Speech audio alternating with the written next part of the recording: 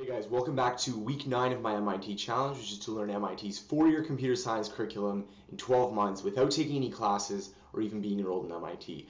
And I just recently finished the 8th class of the program, differential equations, which, because there's 33 classes in total, that means that I've roughly finished the first year of MIT classes. So it's been an intense last 2 months. I did physics, biology, chemistry, introduction to computer science, single variable calculus, vector calculus, and differential equations.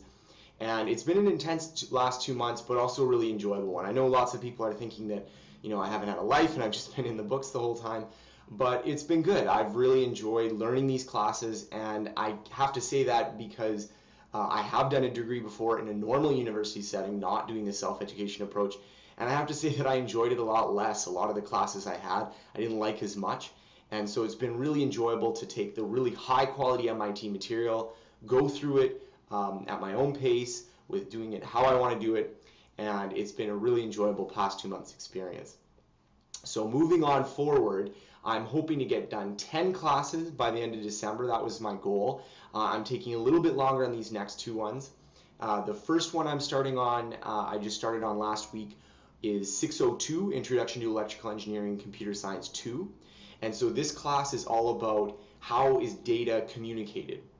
And so it starts with the electrical engineering approach, where it starts with volt by volt, how is data sent over a wire, and then it builds up to bit by bit, and then finally over to packets and networks of computers interlinked like the internet. And so it really gives you the full scope of how is data communicated from the very beginning parts, which is the hardware of electricity, and it goes all the way up to the computer science part, which has to do with data. So a lot of university programs, they split apart computer science and electrical engineering because they're different disciplines. So I feel that this is also a good grounding because you get a full understanding, at least of the basics, of how it works at all the levels. And there's a lot of laboratories for this class that I actually want to try to do, so that's why I'm taking a little bit more time here, because I want to try to do some programming assignments so I can show you what I'm learning specifically with regards to networks and parity, bit correction, and all those kinds of interesting data communication topics. And so that's one of the classes I'm doing, 602. The other class that I'm doing over the next month is 6042J, which is Mathematics for Computer Science. And this class is devoted to discrete mathematics and number theory. So basically, a lot of it is really useful in, you have a computer algorithm and you want to prove mathematically that it's correct, that it will work all the time. And it's also useful if you want to do analysis of algorithms later. So that's a later class that will come up in the MIT curriculum, and it uses these mathematical techniques to show, for example, how fast a certain algorithm is when you add more input.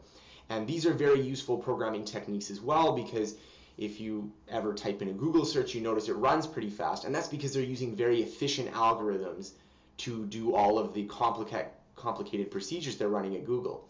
So having an understanding of the mathematics of computer science, and particularly how it applies to algorithms later, is very important in this program. So that's another class that I wanted to put some focus in.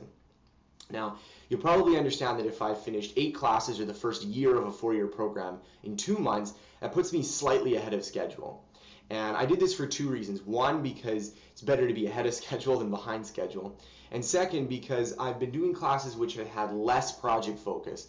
And a lot of people have been, rightfully criticizing me for saying that I haven't been doing as many projects. I've been focusing just on doing these final exams.